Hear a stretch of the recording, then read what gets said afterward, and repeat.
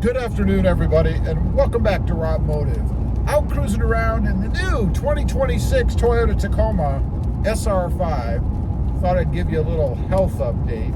It's early on, I know. But something I noticed just a couple of minutes ago, a lot of people complain about the air conditioning being too warm. I'm sitting in here going down the road, and I look over and I can see, it looks like smoke, but it's cold air coming out of the air conditioning vents. Pretty wild, and it's pretty comfortable in here. It's 82 outside. It's raining. You probably can hear it. And humid, very humid. Humid to the point where if you try to do anything, like even put this tray that you guys are resting on in the truck, you start to sweat. But anyway, as far as the health of the truck, anything that's going to go wrong with a new vehicle is probably going to happen pretty early on. Within the first, I don't know, up to 500 or maybe 1,000 miles, something like that.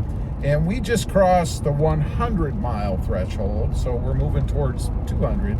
And there's no issues, no check engine lights, no weirdness, nothing strange. Everything has been spot on in the truck, as you would expect. I mean, you don't really think that when you go out and buy a new vehicle, a Tacoma especially, that you're going to have issues with it. And if you do, that's not a good thing. So far, no problems at all. I did kind of chip the paint a little bit in my dampener, my tailgate dampener mod. I just noticed it, and I did it, I think, when I took the tailgate off to put that dampener on. And I did it because I didn't lay a towel down in between the tailgate itself and the bumper. And I think I kind of scraped the bumper on a corner a little bit. And we all know how Toyota's paint is, right? You don't want to impact it with anything. It's very minor, very small. Nobody would ever notice except me, because I'm the one that did it, of course.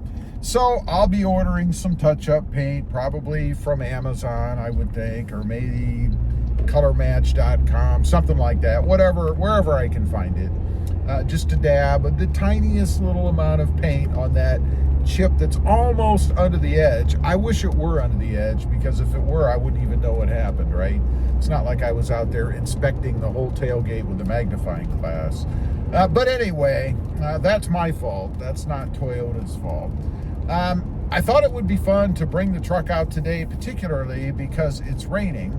And I have, of course, the same tires and wheels set up that I had on the Blue Crush Tacoma. And those are American Spiker wheels. Doesn't really matter about the rain. And Nitto Terra Grappler G3s. And we rarely get rain down here unless it's coming down in bucket loads, and then you don't want to be out anyway. Or maybe a hurricane or something, but otherwise it doesn't rain often here. So it's a good opportunity to get out and see what they're like on a wet surface. And so far they've been fine. The times that I've noticed I've had issues with tires on wet surfaces is when you go to make a turn, right? Particularly from a stop. I find that I must get on the gas a little bit hard, and when I take that turn, if I'm going to have tires that break loose, that's what it's going to be. But I will say, it's not like I'm flooring it or something. It's just a normal turn in my eyes, but must be a little bit aggressive. Probably why my fuel economy is never great either, but we'll see. I haven't really checked much on this truck yet when it comes to fuel economy, and the reason being is that I've had it idling a lot on this second or third, whatever it is, second, I guess, tank of gas.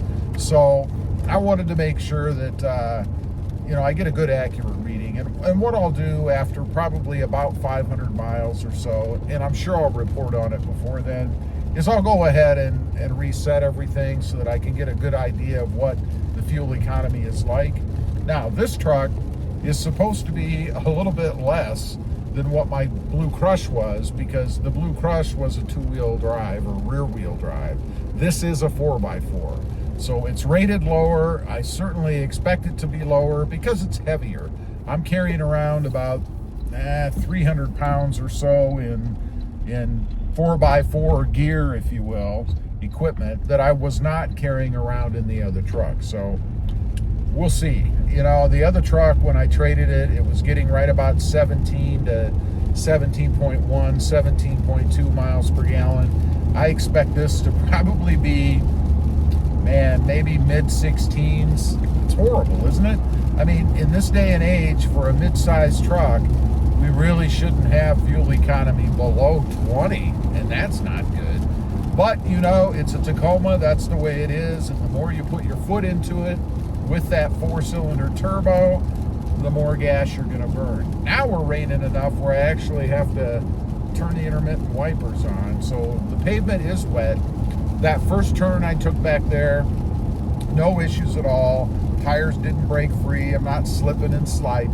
And I'll tell you a little story. You know, years ago, I had some Nitto ridge grapplers, which, by the way, are very hard. The compound is very hard because they're really more of an off-road tire, I think. So good for what that's for, but not so great for being on the pavement. And I had a driveway. It was asphalt. It was wet.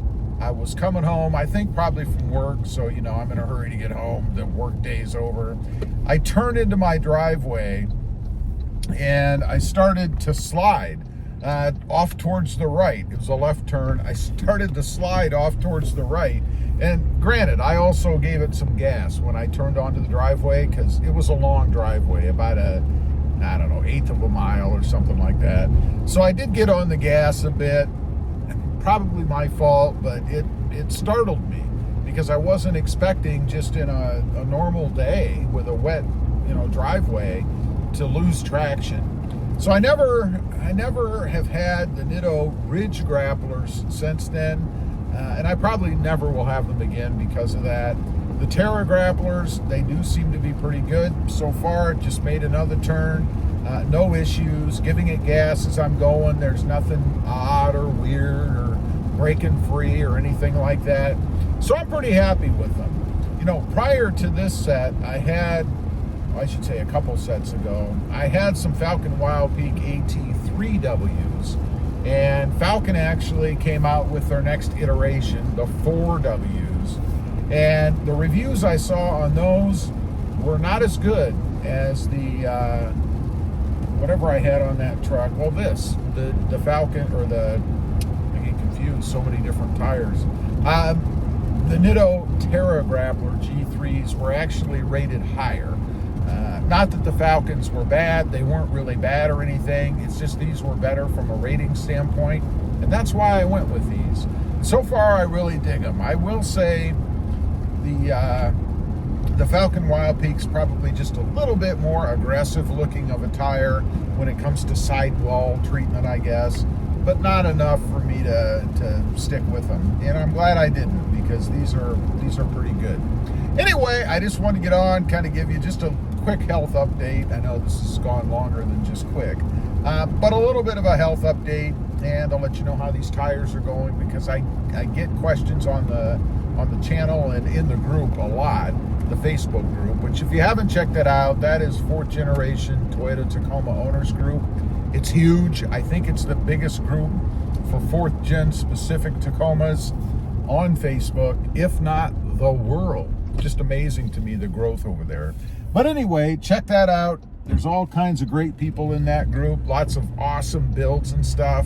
And also I post in there occasionally, but it's really a members group, not a RobMotive group, if you will. Thanks for watching. Stay safe out there.